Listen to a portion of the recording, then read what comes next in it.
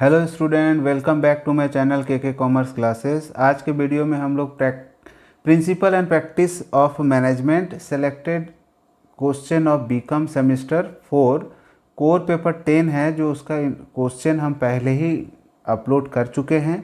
आज का ये वीडियो में हम सिर्फ दो क्वेश्चन, जो फर्स्ट दो क्वेश्चन है उसको हम एक्सप्लेन कर रहे हैं, क्योंकि कमेंट में आया था कि सर क्वेश्चन को थोड़ा एक्सप्लेन भी कर दीजिए तो समझ में आ जाएगा।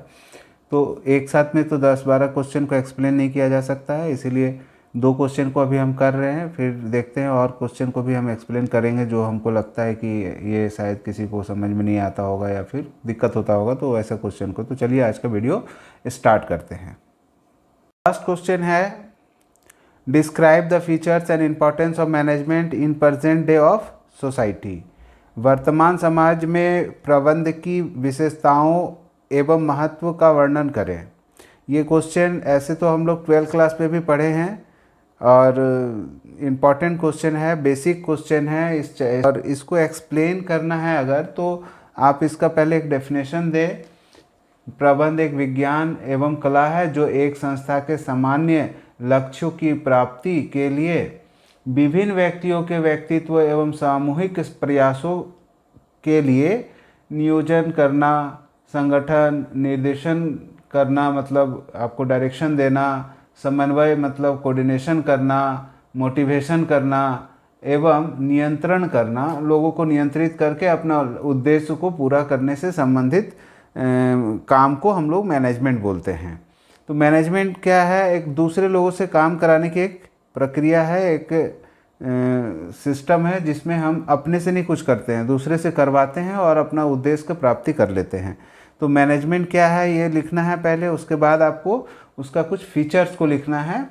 जैसे कि प्रबंध एक प्रक्रिया है, ये हमेशा होते रहता है, ये प्रक्रिया चलते ही रहता है। मैनेजमेंट इज़ अ प्रोसेस होता है। प्रबंध एक सामाजिक प्रक्रिया है जो कि सोसाइटी के अंदर ही हम लोग मैनेजमेंट कर सकते हैं। जंगल में जाके किसी तरह का मैनेजमेंट पॉसिबल नहीं है, क्योंकि मैनेजमेंट करने के लिए कुछ लोगों की ज़रूरत पड़ता है जिससे हम लोग काम करवाते हैं। पूर्व निर्धारित उद्देश्य होता है जिसको हम लोग प्राप्ति करने के लिए मैनेजमेंट करते हैं। सामूहिक प्रयास होता है, अकेला नहीं होता। आप मैनेजर अकेला नहीं चाहता कुछ कर सकेगा, मैनेजर क्या करेगा? दूसरे लोगों से काम करवाएगा।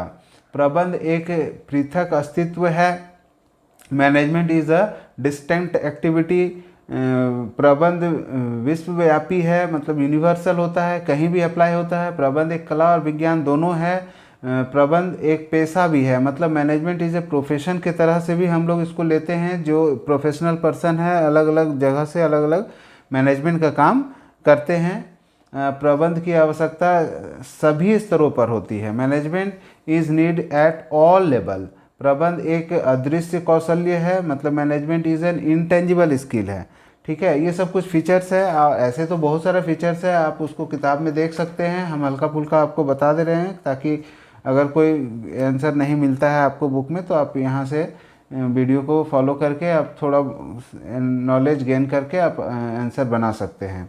इसका जो दूसरा था महत्व के बारे में, इसका पूछने का बहुत तरह से पूछा जा सकता है। जैसे वर्तमान समाज के प्रबंध के महत्व को बताइए, देश के आर्थिक विकास में प्रबंध के क्या योगदान है, प्रबंध की आवश्यकता अथवा प्रबंध के महत्व को बताइए, आधुनिक अर्थव्यवस्था में प्रबंध का महत्व क्या है। इतना तरह से क्वेश्चन को पूछा जा सकता है। तो इसका आंसर आप जब लिखेंगे तो इसमें भी आप 7-8 पॉइंट 10 पॉइंट लिख सकते हैं। किताब में तो बहुत सारा पॉइंट दिया हुआ है।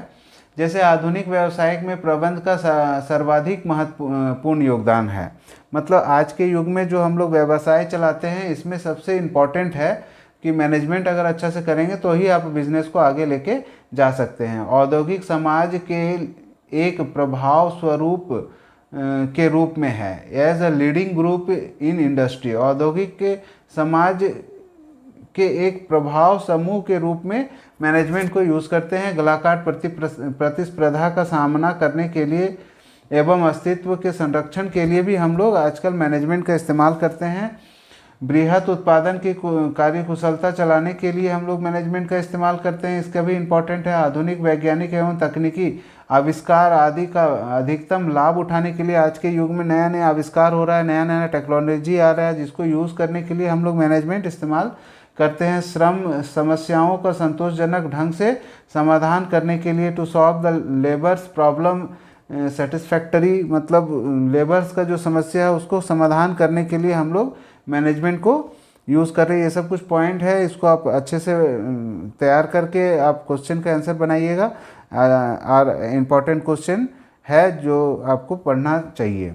दूसरा क्वेश्चन है describe in brief the development of management thoughts. प्रबंधन विचारधारा के इतिहास के विकास का संक्षेप में वर्णन करें।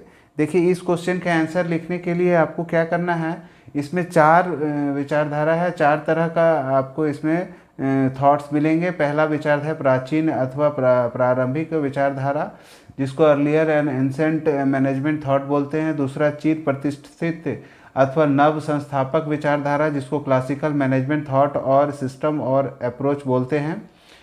क्लासिकल मैनेजमेंट में आपका ब्यूरोक्रेटिक सिस्टम मतलब नौकरशाही सिस्टम और वैज्ञानिक प्रबंध साइंटिफिक मैनेजमेंट जो FW टेलर का है उसको आप इसमें लिख सकते हैं। प्रशासनिक क्षेत्र के हेनरी फ्योल का योगदान, प्रशासनिक क्षेत्र में हेनरी फ्योल का योगदान मतलब हेनरी फ्योल जो अपना मैनेजमेंट के बारे में 14 सिद्धांत दिए हैं उसको आप लिख सकते हैं।